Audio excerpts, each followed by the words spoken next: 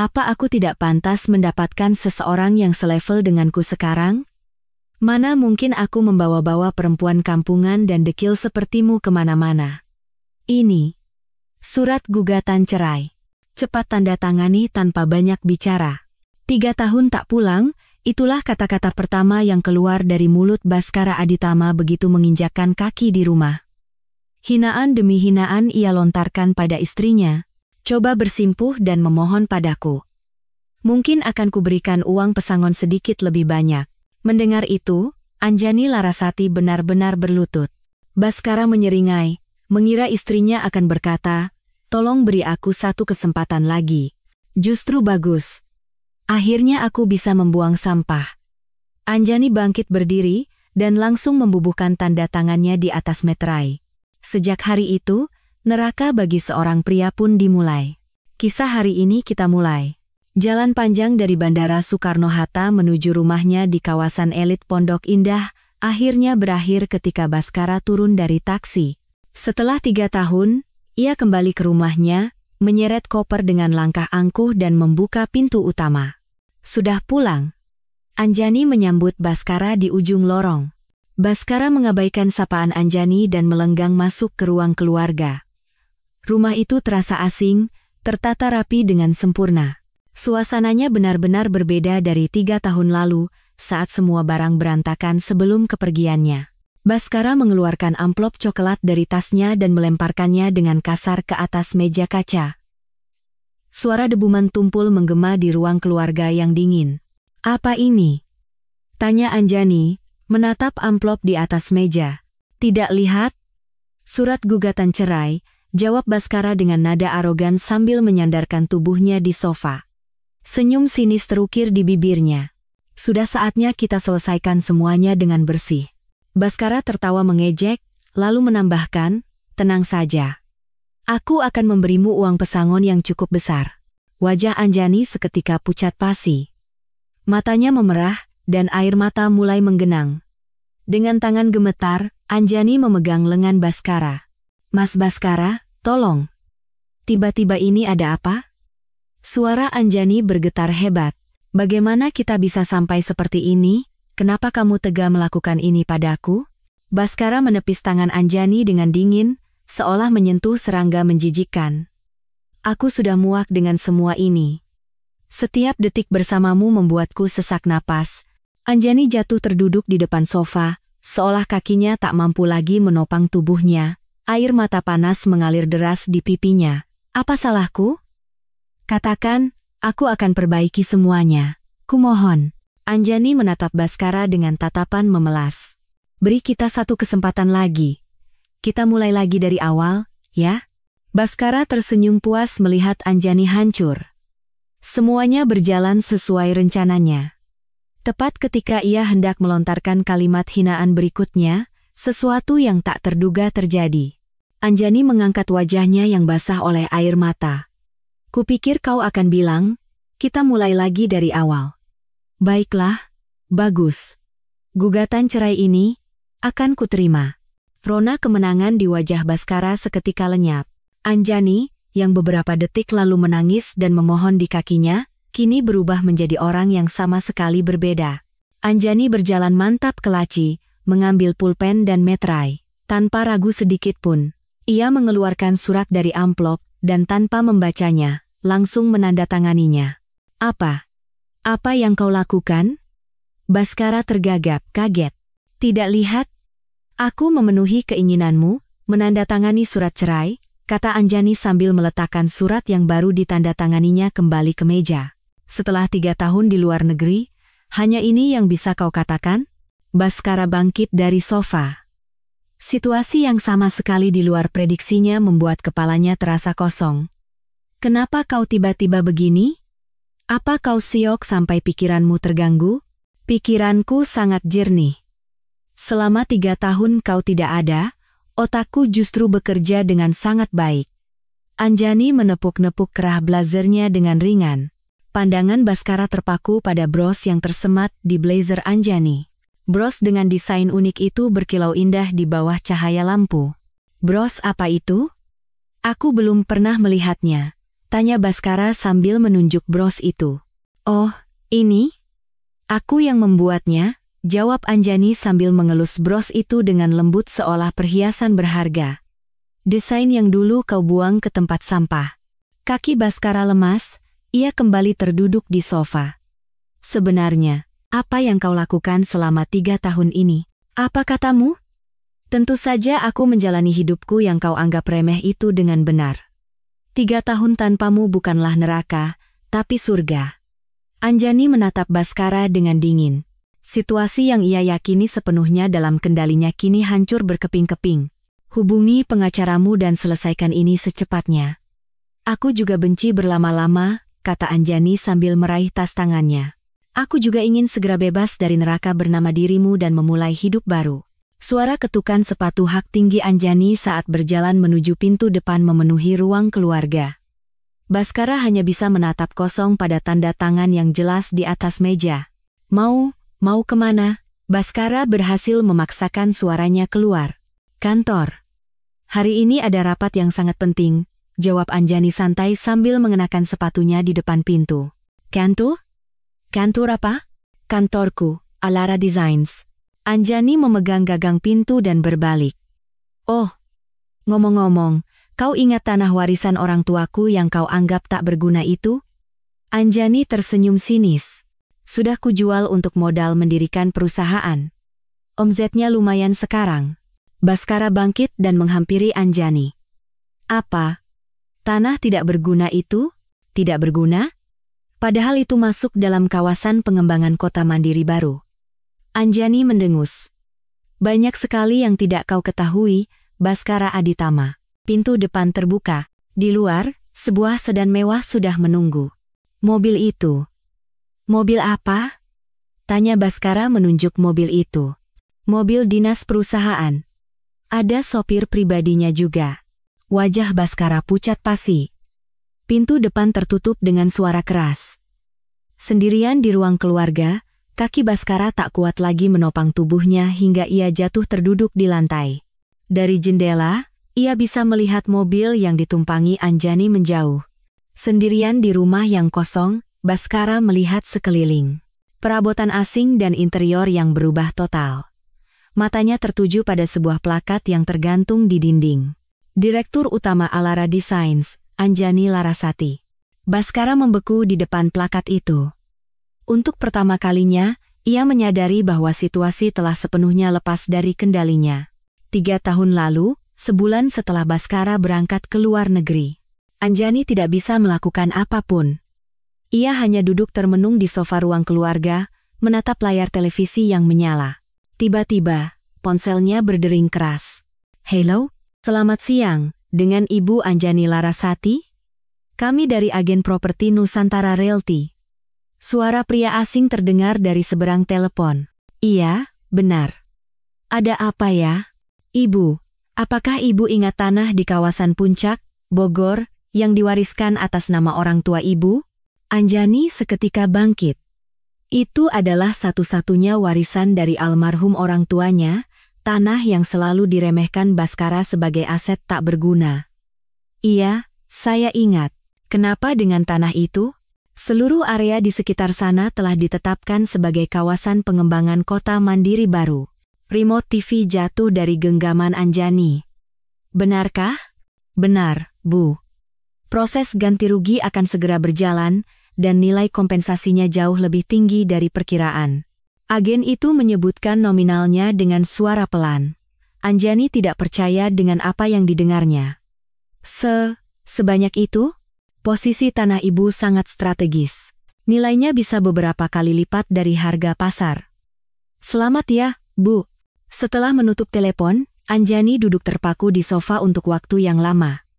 Begitu sadar, ia mulai mengobrak-abrik tumpukan dokumen yang ditinggalkan Baskara berantakan. Akhirnya, di dalam sebuah map berdebu, ia menemukan surat-surat tanah itu. Beberapa bulan kemudian, angka dengan banyak nol tercetak di buku tabungan Anjani. Pegawai bank menatapnya dengan heran berulang kali. Ibu, dengan dana sebesar ini, Ibu berhak mendapatkan layanan perbankan prioritas kami. Anjani memeriksa kembali angka di buku tabungannya, berusaha menyembunyikan tangannya yang gemetar. Kembali ke rumah, Anjani seperti kesurupan naik ke gudang. Ia membuka satu persatu kotak-kotak berdebu. Akhirnya, ia menemukan sebuah kotak tua berisi peralatan desainnya. Di sini rupanya kau, gumam Anjani. Saat kotak itu dibuka, buku-buku sketsa yang usang, pensil warna, dan berbagai peralatan lainnya terlihat. Benda-benda yang pernah disebut sampah oleh Baskara. Anjani membawa kotak itu dengan hati-hati ke sebuah kamar kecil yang tidak pernah dipakai Baskara. Ia membersihkan meja, lalu menata peralatannya satu persatu. Malam semakin larut, tapi Anjani masih duduk di depan buku sketsanya. Suara gesekan pensil di atas kertas mengisi keheningan kamar. Desain-desain bros yang indah mulai bermekaran di atas kertas. Ya, ini sudah cukup bagus, gumamnya sambil menyempurnakan desainnya. Menjelang fajar, desain yang sangat ia sukai akhirnya selesai. Keesokan harinya, Anjani menyalakan laptopnya. Ia menghabiskan malam mencari cara membuat toko online. Meskipun kikuk, ia mengikuti setiap langkah hingga berhasil membuat situsnya sendiri. Alara Designs.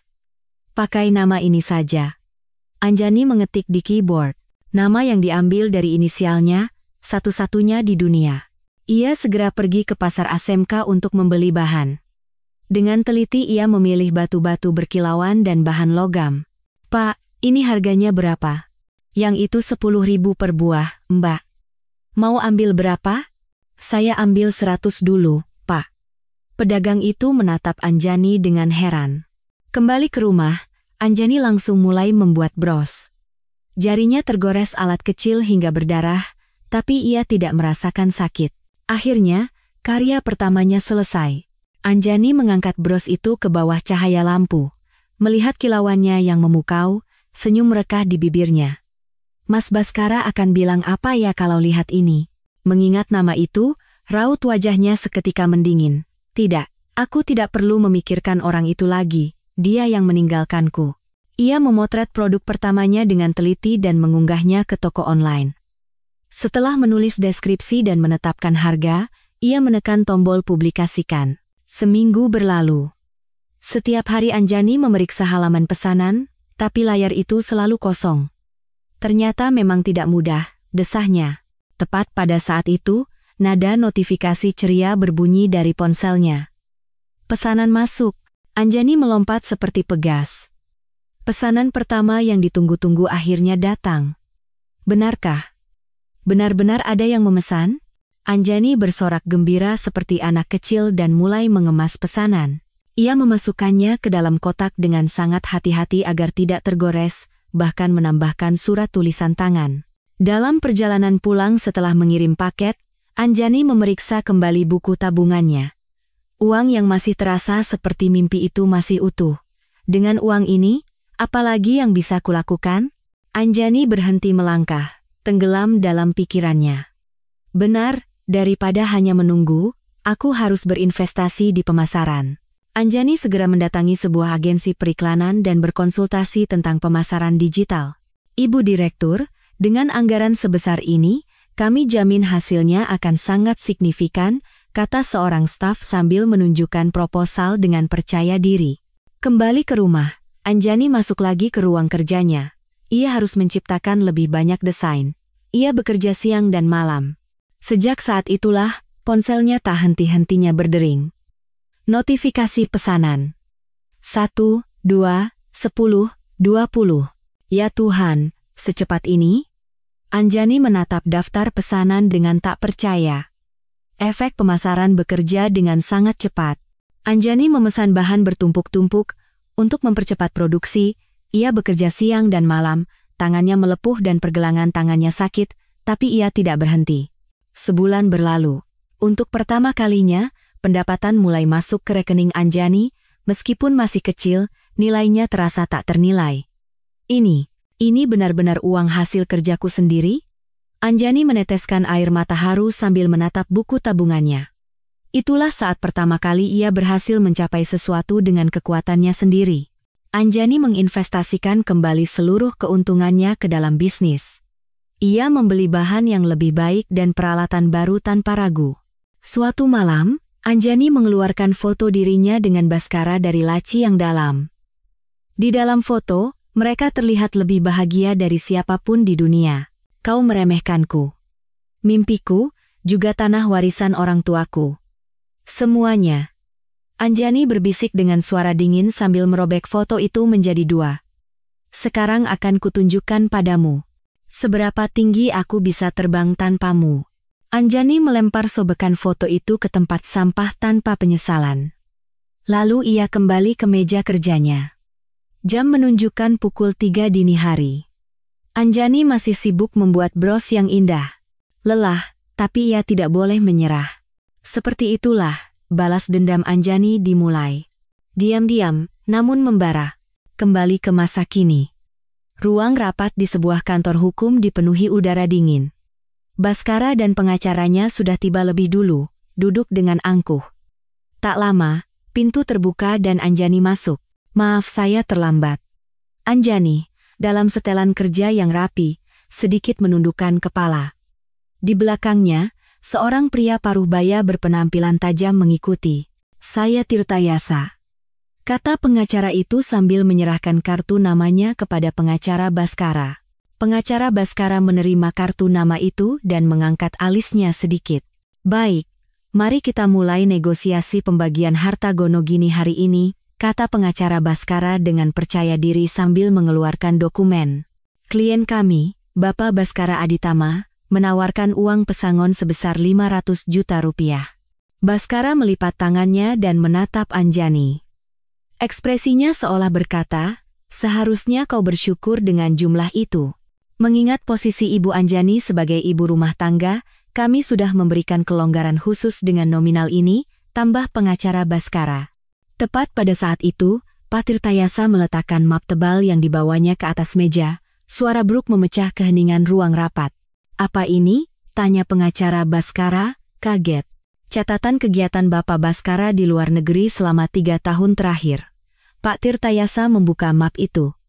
Halaman pertama berisi bukti reservasi hotel mewah, Maret 2021, kamar suite di sebuah villa mewah di Seminyak, Bali, begitu, kan? Pak Tirtayasa membalik halaman berikutnya dengan datar. Tapi di tanggal yang sama, ada satu orang lagi yang check-in. Halaman berikutnya berisi foto yang jelas. Baskara dan seorang wanita muda berdiri mesra di lobi hotel. Wajah Baskara seketika menegang. Bagaimana bisa kalian mendapatkan ini? Ini adalah data yang kami kumpulkan secara konsisten selama 2 tahun terakhir melalui firma investigasi profesional, jawab Pak Tirtayasa dengan tenang. Tentu saja semuanya didapatkan dengan cara yang legal. Dari tangan Pak Tirtayasa, lebih banyak dokumen dikeluarkan. Struk restoran, bukti pembelian hadiah, catatan penggunaan kartu kredit. Di sini, Anda bisa lihat bukti pembelian tas mewah, kata Pak Tirtayasa menunjuk salah satu struk. Pembelinya Bapak Baskara, penerimanya wanita lain. Pengacara Baskara menatap kliennya dengan wajah pucat.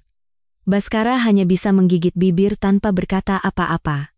Dan ini adalah rincian rekening tersembunyi milik Bapak Baskara. Pak Tirtayasa mengeluarkan dokumen baru dan mendorongnya ke tengah meja. Ada dana dalam jumlah yang cukup besar di rekening pribadi atas nama Anda di Singapura. Itu dana perusahaan. Seru Baskara tak tahan lagi, ia bangkit berdiri. Oh, jadi Anda menyimpan dana perusahaan di rekening pribadi di luar negeri? Tanya Pak Tirtayasa sambil membetulkan kacamatanya. Itu bisa dianggap penggelapan atau penghindaran pajak, bukan? Anjani hanya duduk diam menyaksikan semua itu. Tidak ada emosi yang terlihat di wajahnya. Kami berencana menyerahkan semua bukti ini ke pengadilan, kata Pak Tirtayasa sambil merapikan mapnya. Jadi, Anda pasti paham kalau uang pesangon 500 juta itu sama sekali tidak masuk akal, kan? Pengacara Baskara tampak kebingungan, membolak-balikkan dokumen dengan gugup. Dan ada satu hal lagi. Pak Tirtayasa mengeluarkan dokumen terakhir. Ini adalah rincian dana hasil penjualan properti di Bogor yang diwarisi oleh Ibu Anjani. Barulah Anjani membuka mulut untuk pertama kalinya. Uang itu kugunakan untuk memulai bisnis. Bisnis apa? Tanya Baskara dengan kesal. Alara Designs, perusahaanku. Anjani mengeluarkan kartu nama dari tasnya dan meletakkannya dengan tenang di atas meja. Seperti yang Anda lihat, omzetnya sudah cukup besar. Pak Tirtayasa membentangkan laporan keuangan perusahaan di depan Baskara.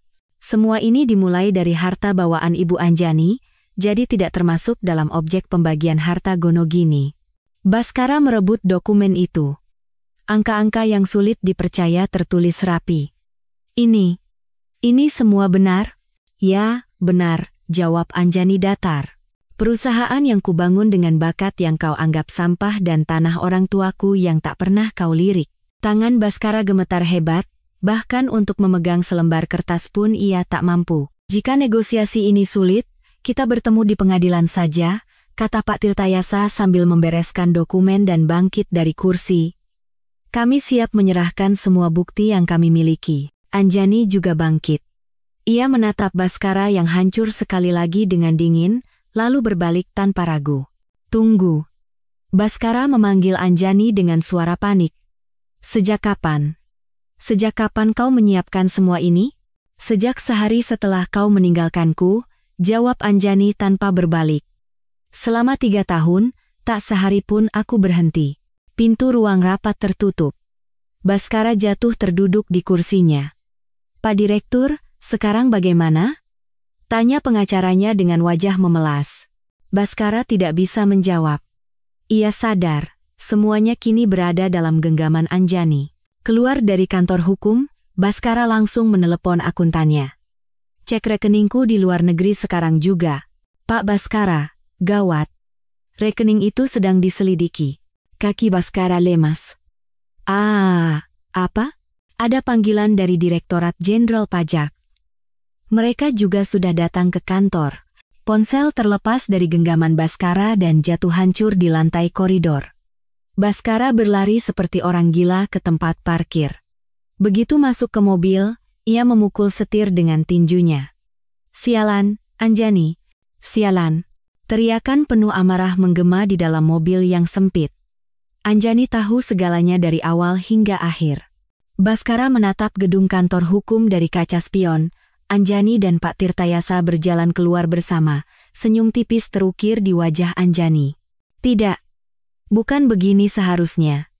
Ini tidak mungkin terjadi. Baskara bergumam seperti orang gila. Tapi semuanya sudah terlambat. Balas dendam Anjani baru saja dimulai. Baskara akhirnya sadar, ia telah masuk ke dalam perangkap yang dirancang dengan sempurna.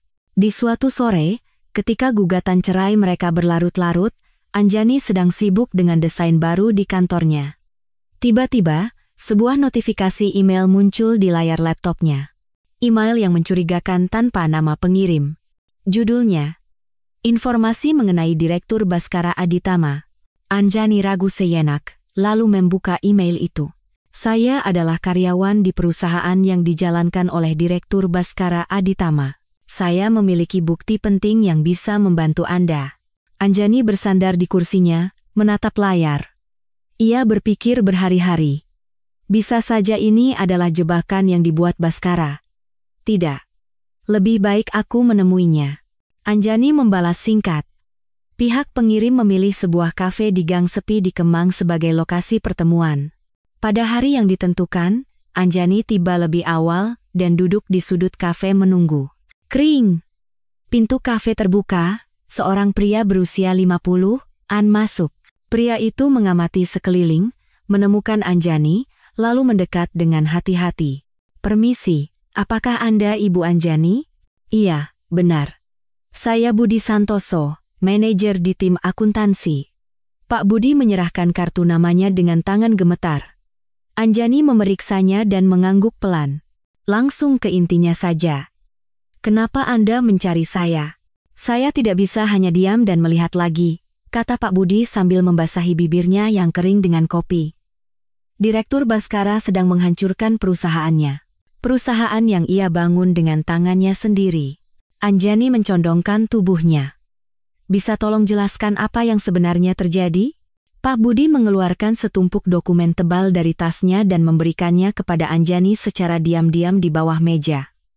Ini adalah bukti penggelapan dana perusahaan yang jelas. Anjani membuka dokumen itu. Angka-angka rumit berjejer rapat. Lihat bagian ini, kata Pak Budi menunjuk satu baris.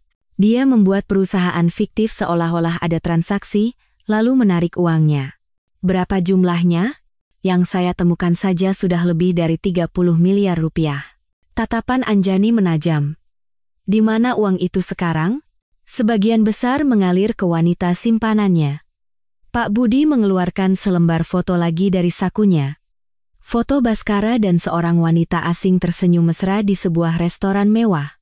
Akhir-akhir ini, penggelapannya semakin berani, desah Pak Budi. Kalau begini terus, perusahaan bisa bangkrut. Karyawan yang tidak tahu apa-apa bisa kehilangan pekerjaan.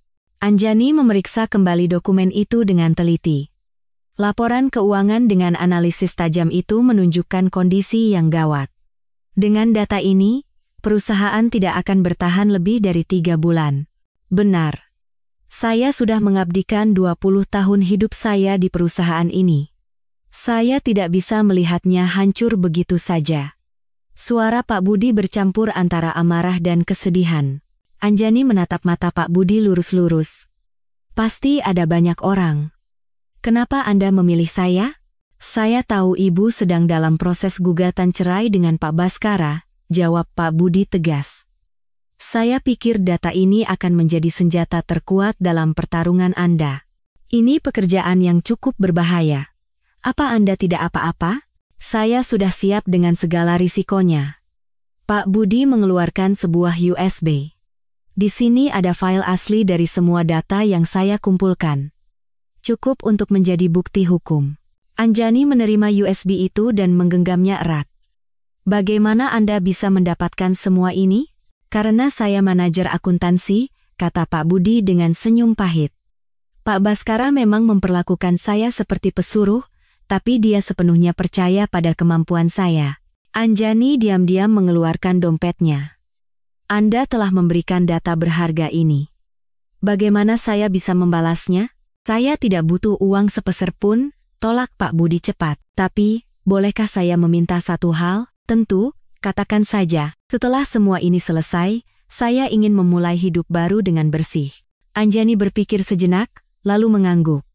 Saya akan merekomendasikan Anda ke seorang headhunter yang saya kenal untuk mendapatkan pekerjaan di perusahaan yang baik.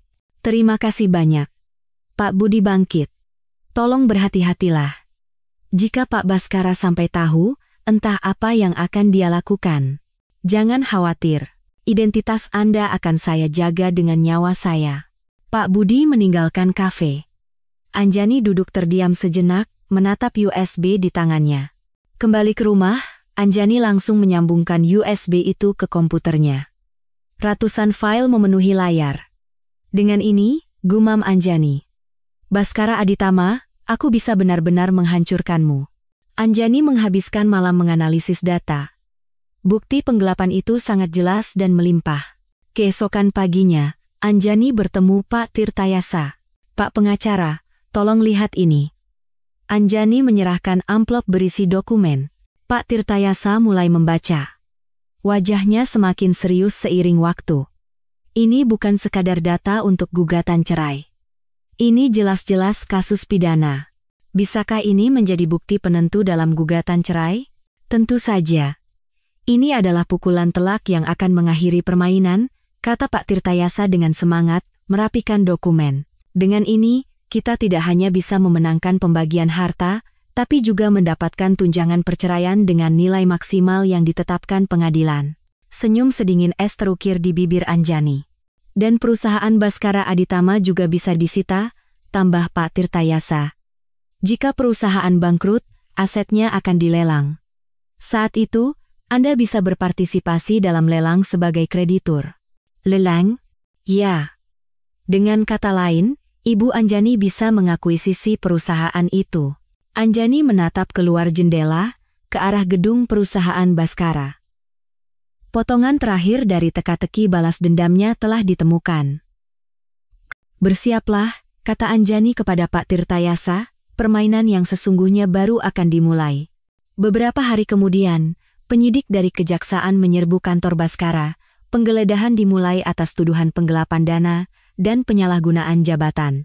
Baskara bahkan tidak sempat memahami kenapa ia ditangkap saat diseret keluar di tengah kilatan lampu kamera wartawan. Pada saat itu, Pak Budi diam-diam membolak-balik dokumen di mejanya. Anjani menyaksikan siaran langsung berita itu di kantornya. Direktur perusahaan ternama ditangkap kejaksaan atas dugaan penggelapan dana miliaran rupiah. Akhirnya, akhir dari semua ini terlihat, gumam Anjani. Ia memasukkan USB itu ke dalam laci dan menguncinya. Pedang paling tajam yang akan menembus jantung Baskara kini hanya menunggu perintah tuannya. Suasana di ruang sidang yang memulai proses gugatan pembagian harta terasa tegang. Pengacara Baskara memulai pembicaraannya. Yang Mulia Hakim, Alara Designs didirikan saat kedua belah pihak masih terikat dalam ikatan pernikahan. Pengacara itu mengangkat dokumen dengan angkuh. Ini jelas merupakan harta bersama dan sudah sepantasnya dimasukkan dalam objek pembagian. Baskara bersandar di kursinya dengan senyum sinis ke arah Anjani, yakin akan menang. Anjani tetap tenang, menatap lurus ke depan tanpa perubahan ekspresi. Tiba-tiba, pintu ruang sidang yang berat terbuka, menarik perhatian semua orang. Adrian Hartono masuk dengan setelan jas yang sempurna. Di belakangnya, 3 anggota tim hukumnya mengikuti seperti pasukan. Saksi, Adrian Hartono, kata Adrian dengan tenang saat duduk di kursi saksi. Saya adalah investor utama sekaligus ketua dewan direksi di Alara Designs. Hakim memeriksa dokumen dan bertanya, saksi, bisakah Anda menjelaskan asal-usul modal pendirian perusahaan? Adrian mengeluarkan dokumen yang telah disiapkannya. Ini adalah akta jual beli tanah yang ditandatangani pada tahun 2022. Dokumen itu segera diserahkan kepada majelis hakim. Tanah di Bogor itu adalah warisan dari orang tua Anjani. Adrian membuka dokumen berikutnya. Ini adalah bukti transfer seluruh dana hasil penjualan tanah ke rekening pribadi Ibu Anjani. Bukti transfer bank ditampilkan dengan jelas di layar proyektor. Tanggal, jumlah, dan alur dana, semuanya jelas. Uang inilah yang menjadi satu-satunya modal pendirian Alara Designs. Pengacara Baskara menyela dengan panik. Meski begitu, perusahaan itu tetap didirikan selama masa pernikahan. Secara hukum, tidak, potong Adrian dengan tegas. Itu hanyalah perubahan bentuk dari harta bawaan yang diwariskan. Sifat kepemilikan harta itu tidak berubah. Adrian menunjukkan data hukum dan jurisprudensi terkait. Jika Anda melihat jurisprudensi Mahkamah Agung, semuanya sudah sangat jelas. Hakim memeriksa data itu dengan saksama. Pak Tirtayasa bangkit dan memberikan penjelasan tambahan. Yang Mulia Hakim, harta bawaan berupa properti hanya berubah bentuk menjadi uang tunai, dan uang tunai itu menjadi sebuah perusahaan. Oleh karena itu, Alara Designs jelas merupakan harta bawaan dari penggugat, Ibu Anjani Larasati. Baskara melompat dari kursinya. Bohong. Uang yang dihasilkan perusahaan itu semua berkat aku. Tanpa aku, apa yang bisa dia lakukan? Atas dasar apa Anda membuat klaim seperti itu? Tanya Adrian dengan suara dingin sedingin es. Bapak Baskara tidak pernah menginvestasikan sepeser pun dalam pendirian maupun operasional perusahaan. Adrian menyerahkan seluruh catatan akuntansi Alara Designs sebagai bukti. Justru sebaliknya, selama tergugat bersenang-senang di luar negeri dengan wanita lain selama 3 tahun, penggugat, Ibu Anjani, bekerja keras dengan cucuran keringat dan air mata untuk membangun perusahaan ini sendirian. Hakim menatap Baskara dengan tegas. Pihak tergugat, apakah Anda bisa menunjukkan bukti yang jelas untuk mendukung klaim Anda? Pengacara Baskara berkeringat dingin sambil membolak-balik dokumennya. Tapi ia tidak menemukan apa-apa.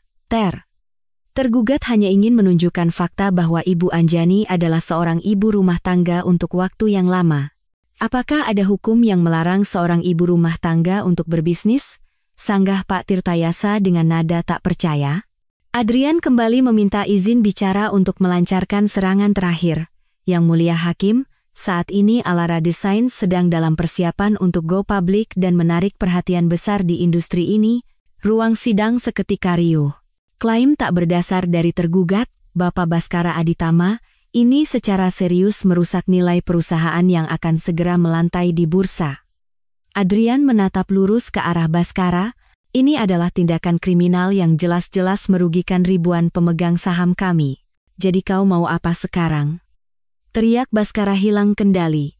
Kami dapat menuntut Anda secara pidana atas tuduhan pencemaran nama baik dan gangguan terhadap kegiatan usaha, jawab Adrian dengan tenang. Tentu saja, gugatan perdata untuk ganti rugi atas kerugian yang ditimbulkan juga akan kami ajukan. Tok, tok, tok. Hakim mengetuk palu. Klaim dari pihak tergugat sangat kurang memiliki dasar hukum. Hakim mulai membacakan putusannya. Pengadilan memutuskan. Alara Designs tidak termasuk dalam objek pembagian harta Gonogini. Wajah Baskara pucat pasi. Selain itu, tergugat diperintahkan untuk segera menghentikan segala tindakan yang mengganggu kehormatan dan kegiatan usaha penggugat dengan klaim-klaim tak berdasar. Jika peringatan ini diabaikan, tergugat dapat dikenai sanksi hukum. Saat keluar dari ruang sidang, langkah Baskara goyah. Di depan, Anjani dan Adrian berjalan berdampingan. Terima kasih banyak Pak Adrian, kalau bukan karena Anda, kata Anjani tulus. Bukan apa-apa, Bu Anjani. Ini semua adalah hasil kerja keras Ibu sendiri, jawab Adrian dengan senyum hangat. Permainan yang sesungguhnya baru dimulai. Sedan hitam yang mereka tumpangi meluncur mulus meninggalkan gedung pengadilan. Baskara jatuh terduduk di tangga. Pengacaranya mendekat dan menepuk bahunya. Pak Direktur, kita harus mencari cara lain. Cara apa lagi yang ada? Teriak Baskara lemah. Jujur saja Pak, sudah tidak ada cara lain. Bahkan pengacaranya pun menunjukkan ekspresi putus asa. Baskara menatap langit dengan mata kosong. Langit yang cerah tanpa awan seolah menertawakannya. Masa depannya kini hanyalah kegelapan pekat.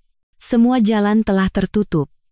Baik secara hukum maupun finansial, tidak ada lagi cara untuk menyentuh Anjani.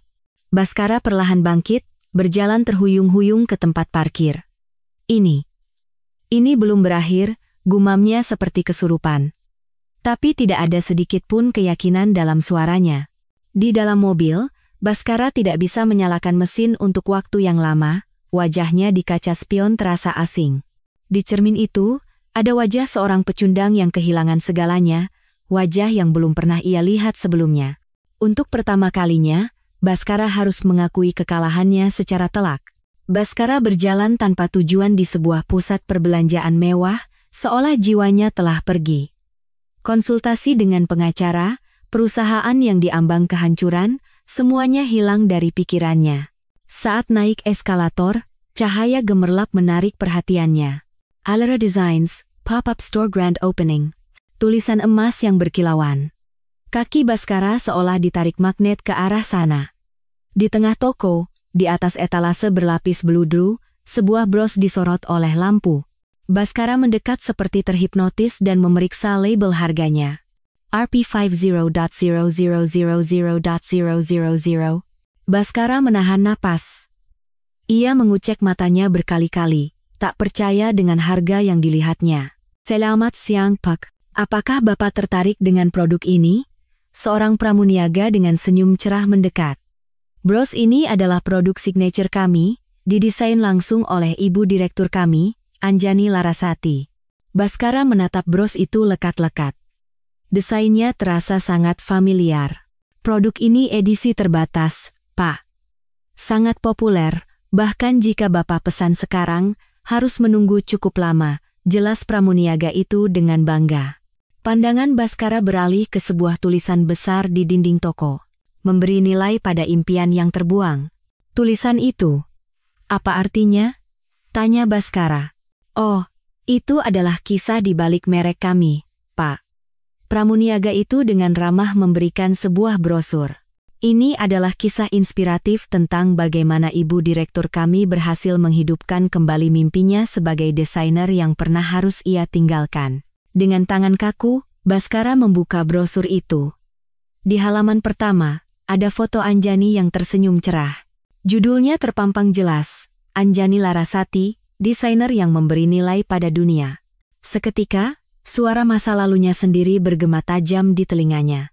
Coretan kertas seperti itu apa bisa menghasilkan uang? Sampai kapan kau akan terus berpegang pada desain tak berguna itu? Tangan Baskara mulai gemetar. Ia membalik ke halaman berikutnya.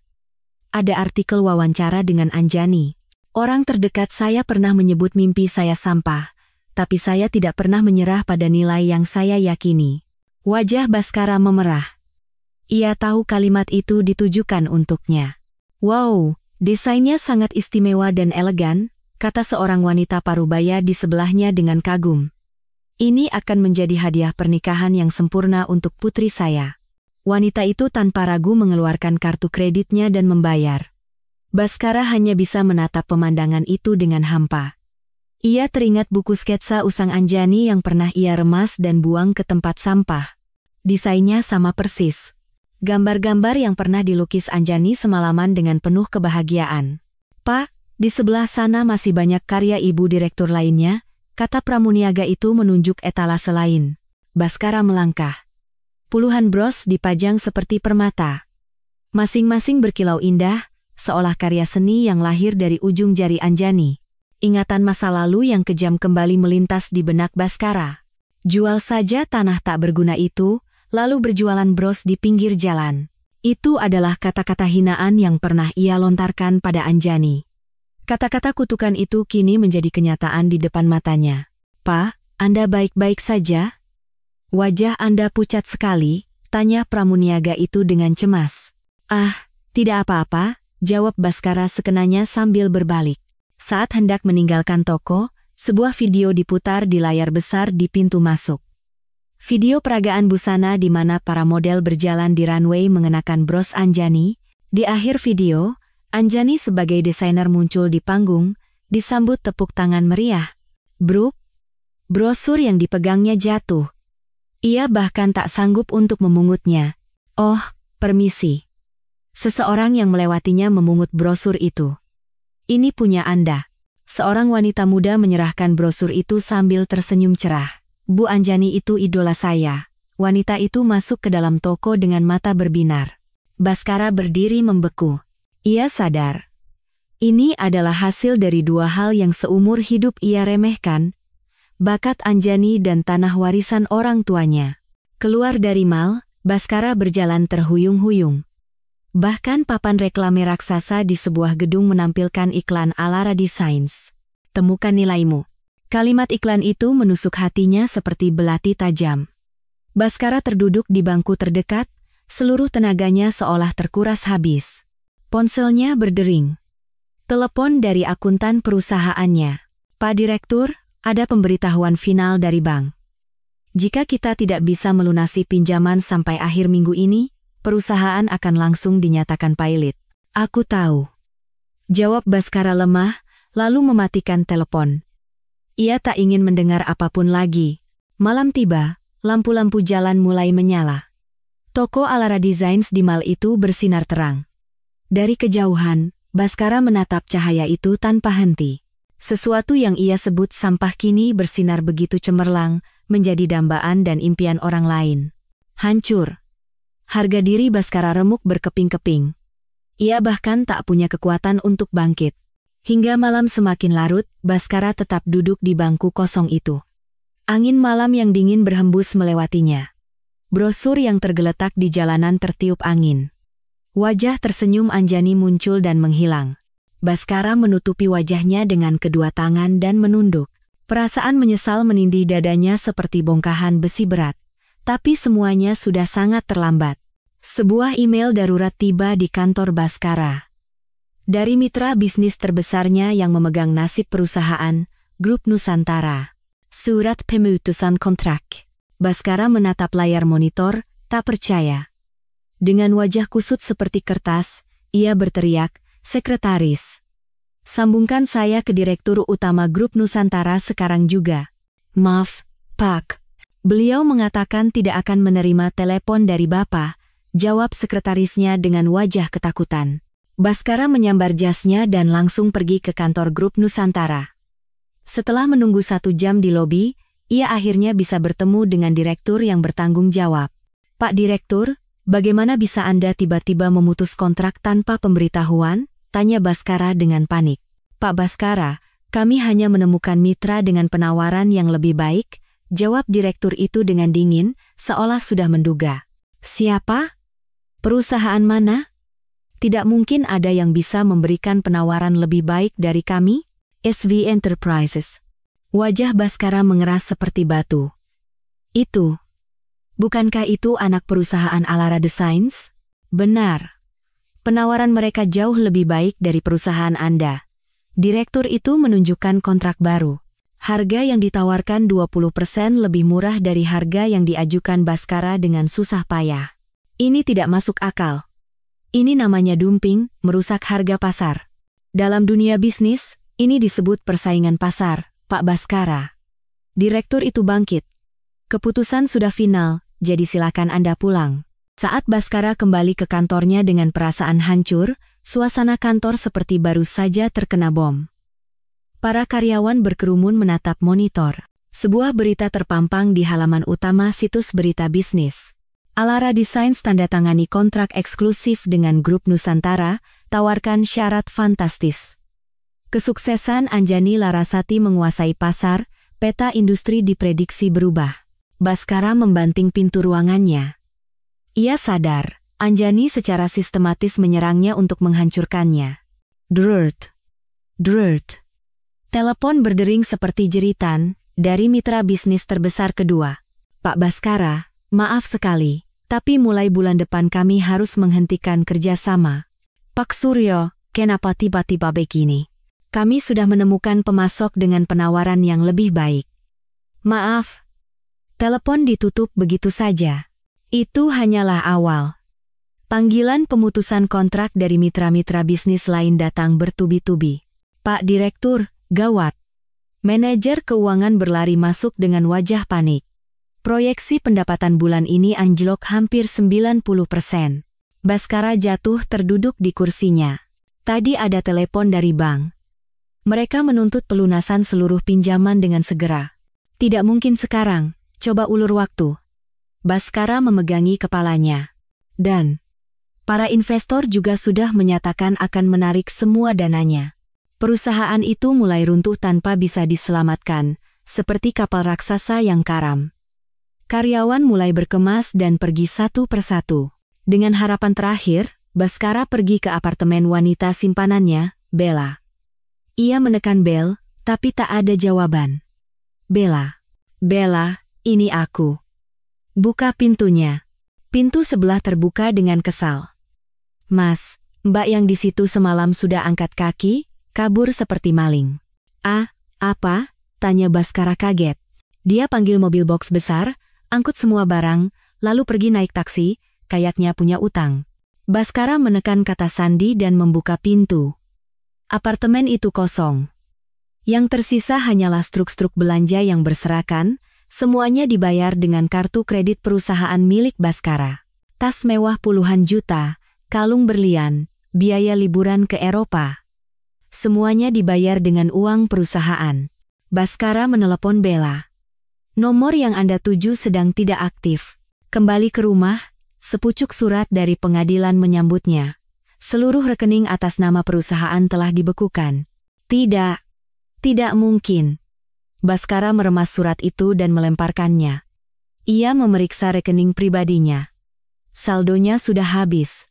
Keesokan harinya, Baskara duduk sendirian di kantor yang kosong. Semua karyawan telah pergi, bahkan dering telepon pun sudah berhenti. Sore harinya, sebuah panggilan masuk. Dari agen penagih utang. Dengan Bapak Baskara Aditama, tenggat waktu pelunasan pinjaman Anda sudah lewat. Tolong beri saya sedikit waktu lagi, mohon Baskara. Kami tidak bisa menunggu lagi. Jika besok tidak dilunasi, kami akan langsung mengambil tindakan hukum. Telepon ditutup. Baskara menatap keluar jendela. Di seberang jalan, papan nama Alara Designs terlihat jelas. Kantor baru Anjani. Jauh lebih besar dan lebih megah dari kantornya yang kumuh. Tangan Baskara gemetar menahan amarah. Tapi ia tak bisa berbuat apa-apa. Menjelang malam, surat lain datang dari pengadilan. Pemberitahuan final bahwa gedung perusahaannya akan dilelang. Baskara merobek-robek surat itu. Tapi kenyataan yang kejam tidak berubah. Baskara sendirian dalam kegelapan tanpa menyalakan lampu. Tiba-tiba, ponselnya berdering dari nomor tak dikenal. Dengan Bapak Baskara Aditama? Siapa ini? Kami dari kantor pajak Pratama Jakarta Selatan, bagian pemeriksaan badan usaha. Terkait dugaan penggelapan pajak, Anda diminta hadir besok pagi. Ponsel terlepas dari genggaman Baskara. Penopang terakhirnya telah runtuh. Ia sadar betapa teliti dan kejamnya Anjani merencanakan semua balas dendam ini. Tidak ada celah untuk lari. Baskara terjaga semalaman di kantor yang kosong. Bahkan saat pagi tiba, ia tak punya tenaga untuk bangkit. Matahari mulai terbit, membuat papan nama Alara Designs berkilauan menyilaukan. Baskara menatapnya kosong. Kehancurannya yang tragis, dan kesuksesan Anjani yang sempurna terlihat begitu kontras. Balas dendam itu dingin dan sempurna. Baskara Aditama telah kehilangan segalanya. Malam itu, hujan turun deras seolah menumpahkan seluruh kesedihan dunia. Baskara berdiri di lobi gedung megah Alara Designs. Dari ujung rambut hingga ujung kaki, ia basah kuyup seperti tikus tercebur. "Maaf, Pak. Jika tidak ada janji temu, Bapak harus keluar," kata seorang petugas keamanan dengan sopan tapi tegas. "Direktur Anjani Larasati." "Saya harus bertemu dengannya," kata Baskara dengan suara memelas. "Ibu Direktur sedang ada rapat penting." "Tidak apa-apa, saya akan menunggu di sini." "Tolong, saya harus bertemu dengannya." Petugas keamanan memegang lengan Baskara. Baskara menepisnya, bertahan sekuat tenaga. "Tolong, biarkan saya bertemu dengannya sekali saja. Tolong." Saat itu, pintu lift terbuka dengan suara ding. Anjani berjalan keluar bersama para direksi, sedang berbincang. "Ada keributan apa ini?" tanya Anjani pada petugas keamanan.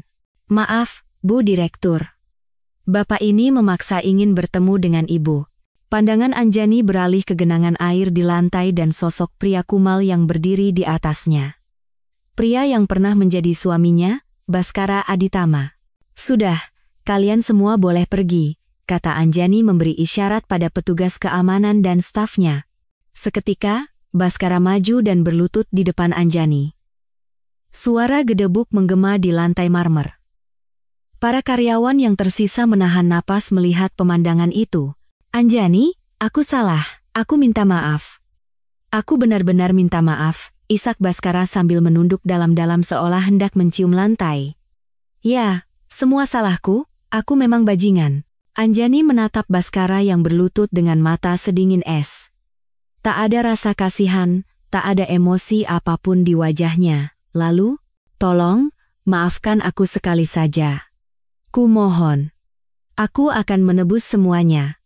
Baskara merangkak mendekat, mencoba memegang kaki Anjani. Anjani mundur selangkah, menghindar seperti melihat serangga. "Sekretaris, tolong tabletnya." Anjani meminta tablet dari sekretaris di sebelahnya. Anjani mengarahkan layar tablet itu ke depan mata Baskara. "Kau tahu betul ini apa, kan?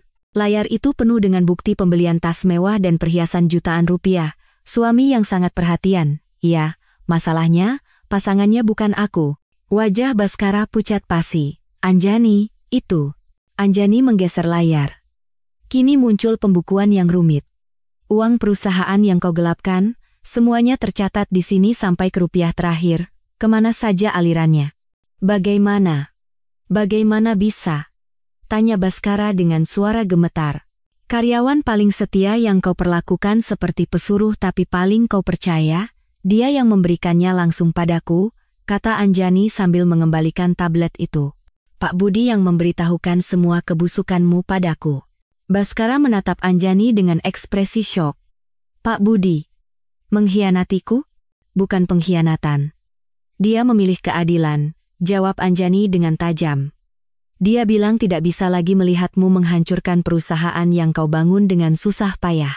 Baskara jatuh terduduk di lantai. Tali harapan terakhirnya ternyata sudah busuk. "Oh, dan kontrak grup Nusantara, tentu saja aku yang merebutnya."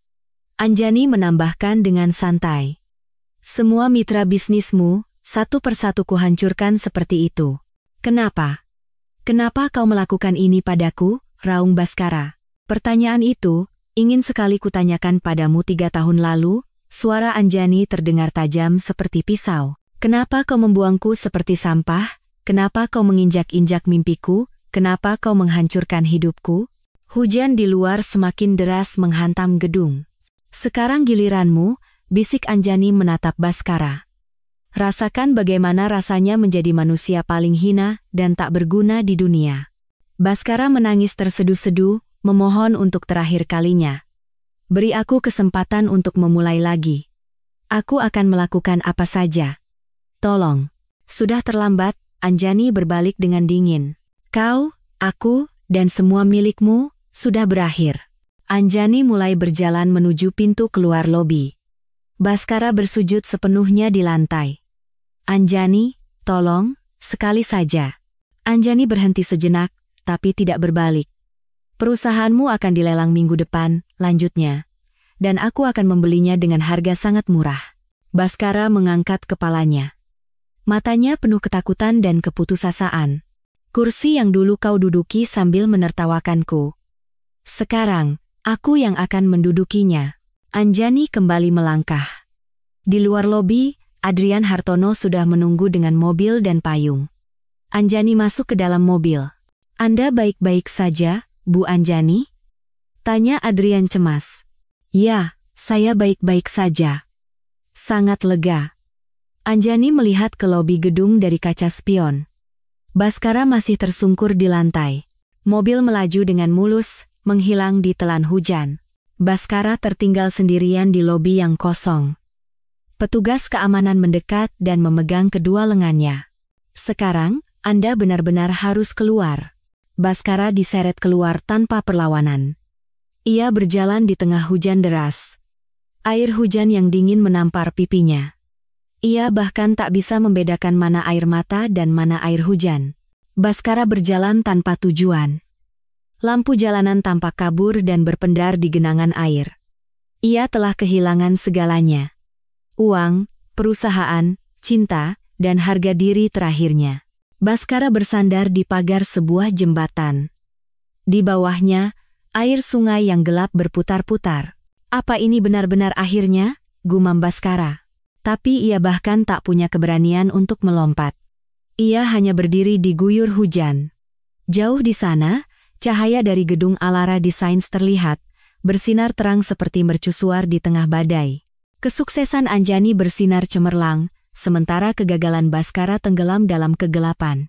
Balas dendam itu berakhir dengan dingin dan sempurna. Baskara Aditama hancur total dan selamanya. Udara dingin menyelimuti ruang rapat kreditur. Lelang aset sisa perusahaan Baskara Aditama berjalan lesu. Berikutnya, satu set perabotan dan perlengkapan kantor, kata juru lelang dengan suara monoton. Harga pembukaan 5 juta rupiah. Desahan kecewa terdengar dari para kreditur. Tak ada yang mengangkat tangan. Sepertinya tidak ada peminat. Kita turunkan menjadi 3 juta rupiah. Ada yang berminat? Baskara duduk di kursi paling belakang. Dengan mata kosong, ia menyaksikan kerajaannya hancur menjadi debu.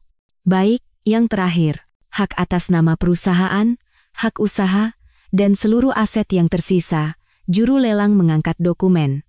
Saat itulah, pintu ruang rapat yang berat terbuka. Anjani masuk, didampingi pengacara dan tim hukumnya. Semua mata tertuju padanya. Para kreditur mulai berbisik kaget. Itu, Direktur Alara Designs. Kenapa dia di sini? Saya Anjani Larasati, Direktur Utama Alara Designs, kata Anjani dengan suara jelas dan percaya diri. Seluruh sisa aset perusahaan ini akan saya ambil alih. Juru lelang menatap Anjani dengan mata terbelalak. Baik. Berapa penawaran Anda? 20 miliar rupiah. Ruang rapat riuh seperti diterpa ombak. Jumlah itu jauh di atas ekspektasi siapapun. Tim hukum Anjani maju dan menyerahkan dokumen yang telah disiapkan. Logo Alara Designs tercetak jelas di atasnya. Tentu saja, akan kami bayar tunai seluruhnya hari ini juga, tambah Anjani. Wajah para kreditur yang tadinya khawatir akan terlilit utang kini berseri-seri.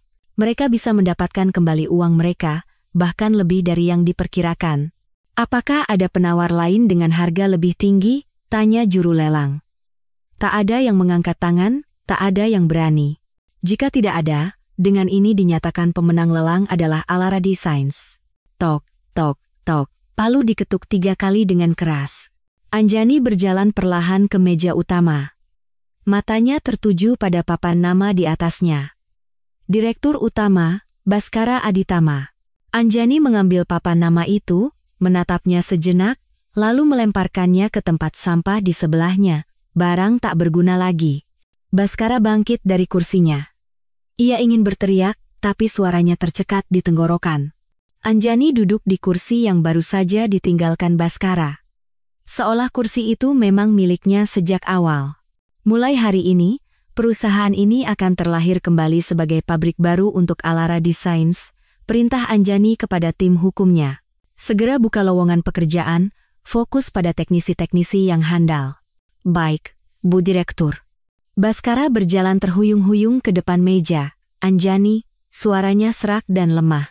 Bapak Baskara, kedepannya tolong jangan panggil nama itu sembarangan, kata Anjani dengan tatapan dingin. Anda dan saya sudah tidak punya hubungan apa-apa lagi. Anjani menandatangani lembar terakhir dokumen tanpa ragu. Seluruh proses akuisisi selesai secara resmi.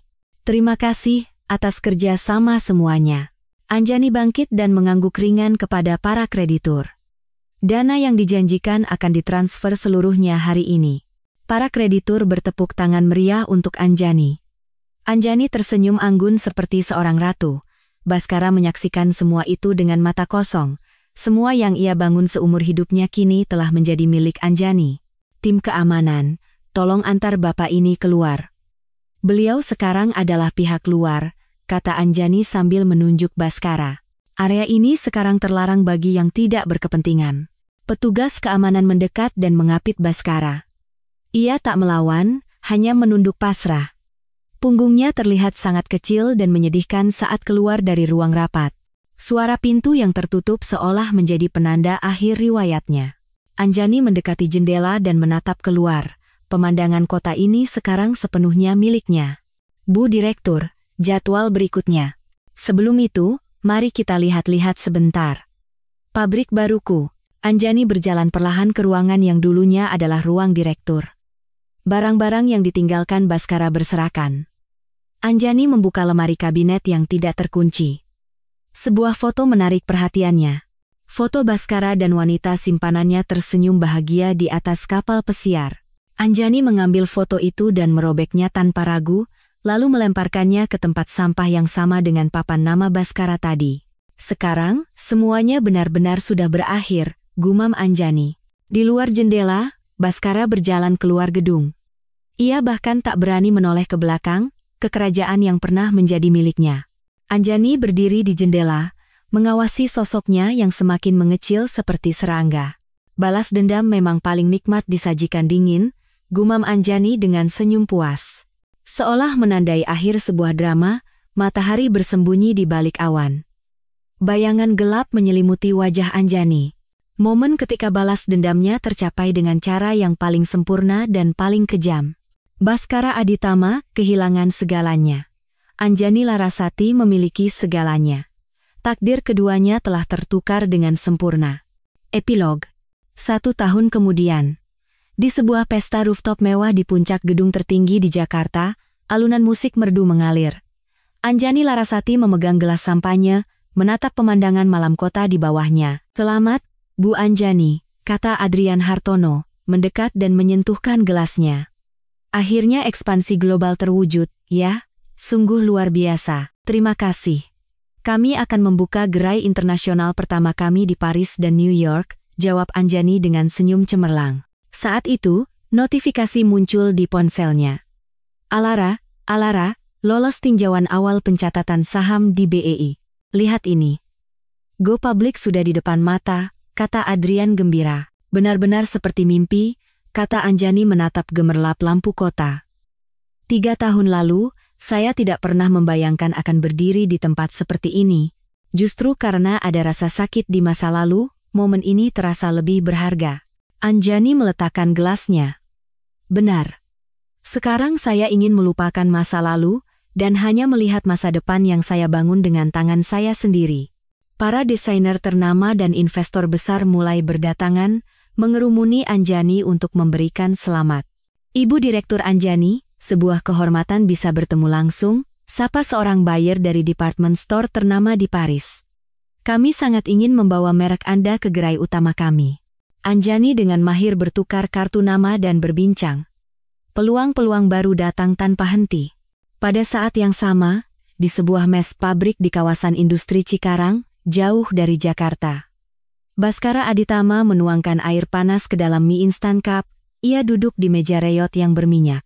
Uap panas menyapu wajahnya yang lelah. "Woi, Baskara." Seorang rekan sekamarnya menggedor pintu dengan kasar.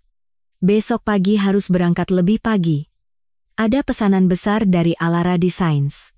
"Iya," jawab Baskara dengan suara lemah. Ironisnya, ia bekerja di gudang logistik milik Alara Designs, hidup seperti tahanan dari hari ke hari. Lihat ini. Bros keluaran terbaru mereka, keren banget, kan?" Rekannya menyodorkan ponsel.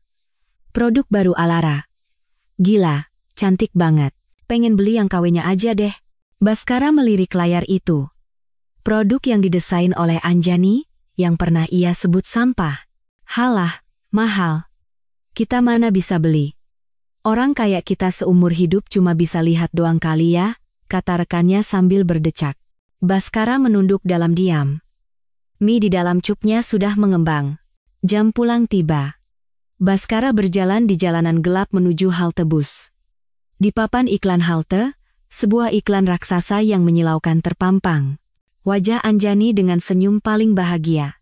"Anda juga bisa menjadi istimewa, Alara Designs." Baskara buru-buru memalingkan wajah, tak sanggup menatap iklan itu. Bus datang. Ia duduk di kursi paling belakang. Lampu kota berlalu begitu saja di luar jendela. Di suatu tempat, iklan Anjani terlihat lagi. Baskara memejamkan matanya erat-erat, tapi wajah tersenyum Anjani justru semakin jelas di balik kelopak matanya. Ia turun di halte terakhir dan berjalan menuju mes yang kumuh. Begitu menyalakan lampu, lingkaran merah di kalender dinding menarik perhatiannya. Hari gajian. Hari paling menyedihkan dalam sebulan di mana ia hanya menerima upah minimum. Baskara merebahkan diri di tempat tidur, menatap noda jamur hitam di langit-langit.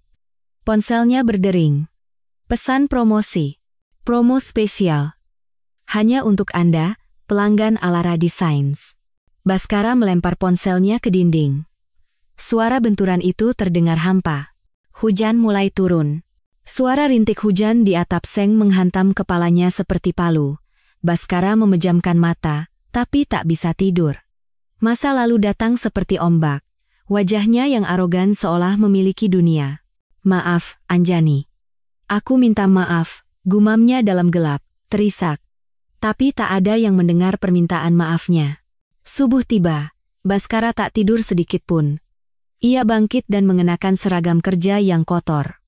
Di cermin, seorang pria asing berdiri. Pria tua yang kumuh dan putus asa.